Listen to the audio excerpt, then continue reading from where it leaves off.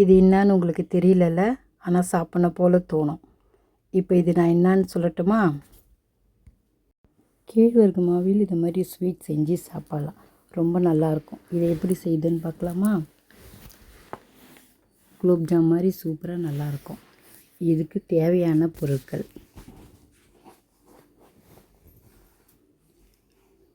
கேழ்வரகு மாவு, வேர்க்கடலை, சர்க்கரை, ஏலக்காய், பால் பவுடர், பாதாம் பவுடர். ஒரு ஜார் எடுத்துக்கோங்க, அதில் கொஞ்சம் போல் சர்க்கரை அரைச்சிடுங்க, ரொம்ப இல்லை, கொஞ்சமாக சர்க்கரை அரைங்க.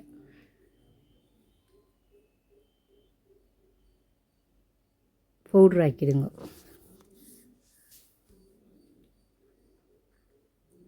இப்போ அரைச்சி எடுத்துகிட்டு வந்தாச்சு. இப்போ வேர்க்கடலையை தோல் உரிச்சிடுங்க. பச்சை வேர்க்கடலையே தோல் இது மாதிரி பண்ணால் உரிச்சிடலாம். அந்த வேர்க்கடலை மட்டும் எடுத்து வச்சுக்கோங்க. வேர்க்கடலையை ரெண்டாக உரிச்சிடுங்க, ரெண்டாக உடச்சிடுங்க. இது மாதிரி உரித்து எடுத்து வச்சுக்கோங்க.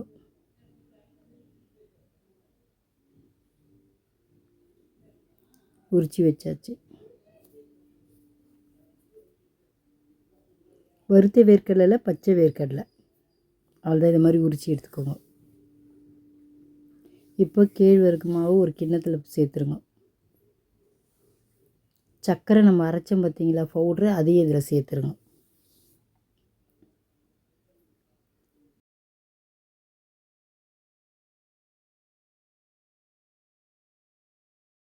ஏலக்காய் தூள் நல்லா இது மாதிரி பிசைஞ்சிருங்க. நல்லா கலரிடுங்க இந்த மாதிரி மாவை.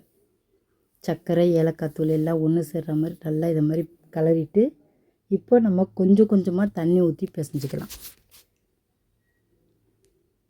சப்பாத்தி மாவு மாதிரி பிசைஞ்சு எடுத்துக்கலாம். தண்ணி கொஞ்சம் கொஞ்சமாக ஊற்றுங்க, நிறைய ஊற்றி கொல கொலன்னு ஆக்கிடாதீங்க, கொஞ்சமாக ஊற்றி பிசைங்க.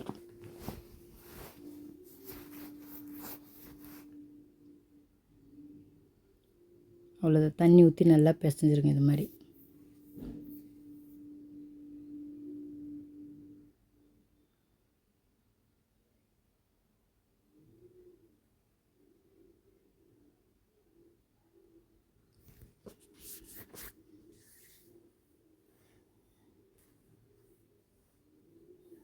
அவ்வளோதான், மாவு பிசைஞ்சாச்சு. தண்ணி ஊற்றி பிசைஞ்சு இது மாதிரி வச்சுக்கோங்க. இதை பாருங்கள், இது மாதிரி பிசைஞ்சிடுங்க. இப்போ இதை நம்ம உருண்டை பிடிக்க போகிறோம். குட்டி குட்டியாக உருண்டை பிடிக்கலாம். அப்புறமே சின்ன சின்னதாக உருண்டை பிடிச்சிடுங்க. இதுக்குள்ளே இது உருண்டை பிடிச்ச உடனே இது உள்ள வேர்க்கடலை வச்சு பிடிச்சிடுங்க உருண்டை. அதுக்கு தான் இந்த வேர்க்கடலை காமிக்கிறேன் பாருங்கள். வேர்க்கடலை இது மாதிரி உருண்டை பிடிச்சி வேர்க்கடலை இது உள்ளே வச்சு பிடிக்கணும். நீங்கள் பிடிக்கும்போதே வேர்க்கடலை வச்சு பிடிச்சிருங்க. நான் உருண்டெல்லாம் பிடிச்ச பிறகு தான் வேர்க்கடலை வைப்பேன். நீங்கள் முதல்ல வேர்க்கடலை கூட வச்சுக்கலாம். வேர்க்கடலை உள்ளே வச்சு உருண்டை பிடிச்சிடலாம். காமிக்கிறேன் பாருங்கள்.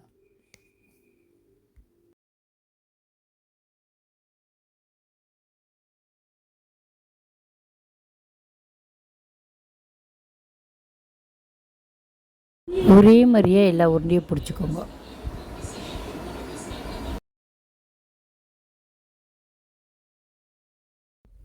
நெய், எண்ணெய் எதுவுமே தட வேணாம். அப்படியே ரவுண்டு அப்படிலாம் கையெல்லாம் ஒட்டாது பாருங்கள். நான் நெய்யெலாம் எதுவுமே போடலை, எண்ணெய் எதுவுமே போடலை. அழகாக ரவுண்டு பிடிக்க வரும், கையெல்லாம் ஒட்டாது. ரொம்ப ஈஸியான முறையில் உருண்டை பிடிச்சிடலாம்.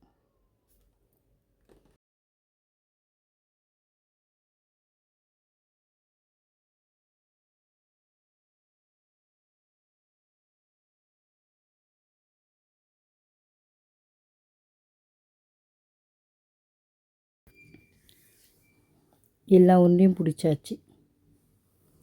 இப்போ நான் இது உள்ள வேர்க்கடலை எப்படி வைக்கிறதுன்னு காமிக்கிறேன்.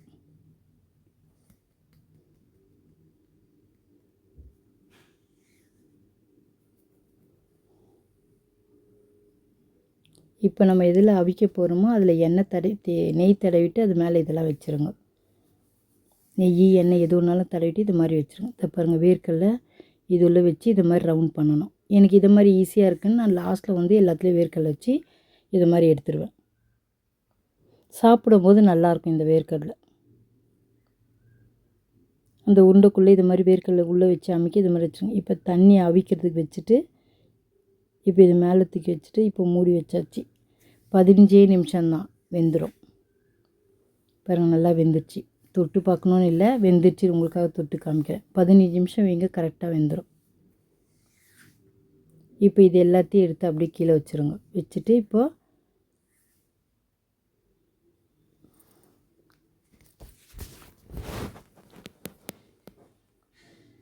இப்போ ஒரு பாத்திரம் எடுத்துகிட்டு அதில் பாலை ஊற்றிடுங்க. திக்கான பால் ஊற்றிக்கோங்க.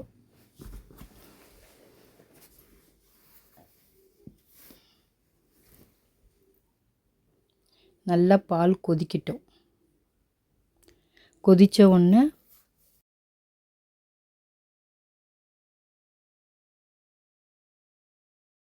நல்லா கலக்கி விடுங்க.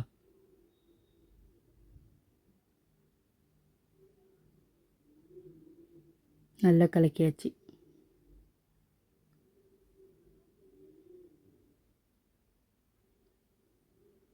நல்லா கொதிக்கட்டும். பால் பொங்கின உடனே ஸ்லோ பண்ணிவிட்டு நல்லா கலக்கி விடுங்க, இல்லைன்னா தீஞ்சிரும். நல்லா கலக்கணும். ஸ்லோ பண்ணுங்கள், வேகமாக வைங்க, அப்போ தான் பால் சீக்கிரமாக சுண்டும். பாருங்கள், ஓரெல்லாம் இது மாதிரி நல்லா அதெல்லாம் சுரண்டி விட்டு நல்லா கலக்கி விடுங்க. பால் திக்காகட்டும். இன்னும் கொஞ்சம் திக்காகட்டும் பால்.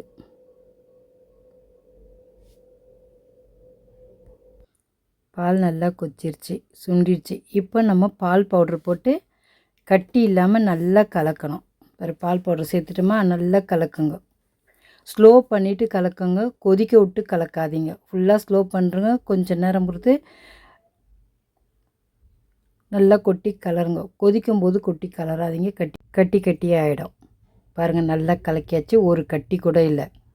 இதை மாதிரி நல்லா கலக்கிடுங்க. இப்போ நம்ம கலக்கிட்டோம். இப்போ நம்ம வேகமாக வச்சு கொதிக்க விடலாம்.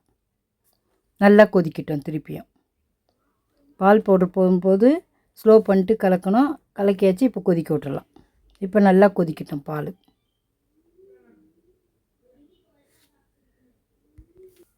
அவ்வளோதான். ஸ்லோ வச்சு இப்போ வேகமாக வச்சு நல்லா கொதிக்கட்டும். இப்போ நம்ம கலக்கி விட்டுட்டு அதே மாதிரி ஸ்லோ பண்ணிட்டு பாதாம் பவுட்ரு போட்டு அதே மாதிரி நல்லா கலக்கிட்டு நல்லா கொதிக்க விடுங்க. பாதாம் பவுட்ரு போடும்போதும் ஸ்லோ பண்ணிடணும். ஸ்லோ பண்ணிவிட்டு நல்லா கட்டி இல்லாமல் கலக்கி விடுங்க. நீங்கள் நல்லா கொதிக்கும் போது போட்டிங்கன்னா கட்டியாக ஆகிடும்.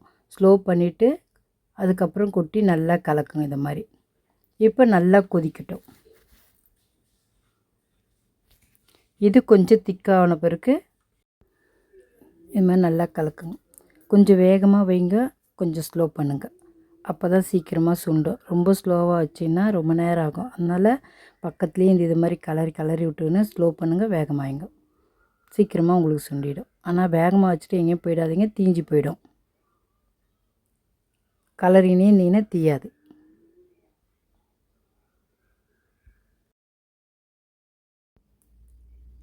இந்த க்ரீம் பால் ரொம்ப நல்லாயிருக்கும். அதுவும் அந்த உருண்டையை போட்டு நல்லா கொதிக்க வச்சு ஊற வச்சு சாப்பிட்டா ரொம்ப சூப்பராக இருக்கும். அதனால் நீங்களும் இதேமாரி செஞ்சு சாப்பிட்டு பாருங்கள். தேங்காய் பாலும் நல்லாயிருக்கும், இதுவும் நல்லாயிருக்கும். ரெண்டும் ஒவ்வொரு வித்தியாசமாக இருக்கும், ஆனால் நல்லாயிருக்கும் சாப்பிட்றதுக்கு. நல்லா கொதிக்குது பாருங்கள், இது மாதிரி கொதிக்கணும். இப்போ இதில் சர்க்கரை சேர்த்துருங்க. நான் சர்க்கரை சேர்க்கறத காமிக்கல. இப்போ நீங்கள் சர்க்கரை சேர்த்துட்டு நல்லா கலக்கி விட்டுருங்க. ஸ்லோ பண்ணிட்டு வேகமாக வைக்கணும், ஸ்லோவாக வைக்கணும்.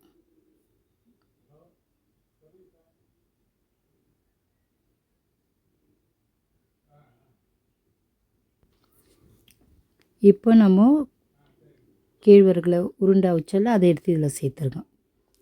நல்லா ஒரு 10 நிமிஷம் நல்லா வேகமாக கொதிக்கட்டும். எல்லாத்தையும் சேர்த்துட்டு நல்லா கொதிக்கட்டும்.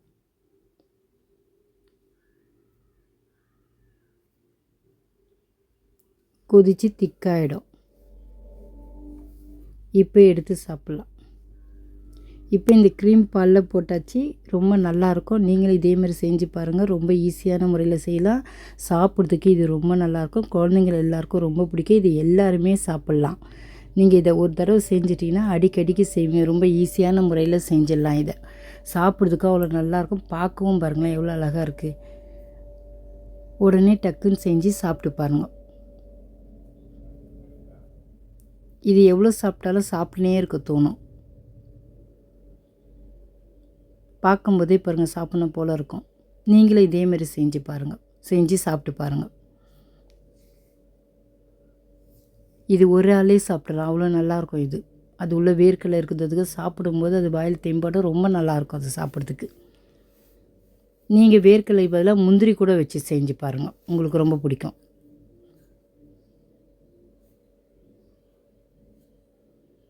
நல்லா சுட சுட சாப்பிட்லாம். ஃப்ரிட்ஜில் வச்சு கூட நம்ம சாப்பிட்டோம்னா ரொம்ப நல்லாயிருக்கும்.